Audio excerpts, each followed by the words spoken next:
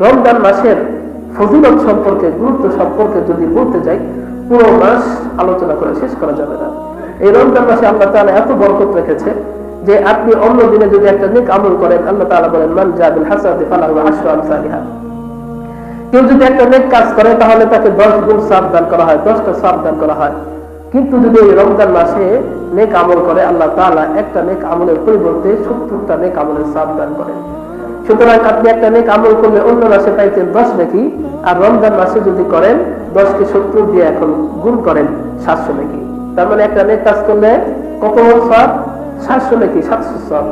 সুবহানাল্লাহ। রমজান মাসে আপনি যদি একটা নফল আদায় করেন, এই নফলটা আল্লাহ তাআলা ফরজ সমান সওয়াব দান করে।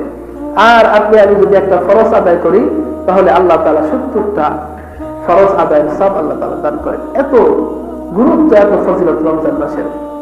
এই গুরুত্ব, এই ফজিলত বুঝে আল্লাহ তাআলা আমাদের সবাইকে আমল করার তৌফিক দান করুন। সকলে বলে আমিন। সম্মানিত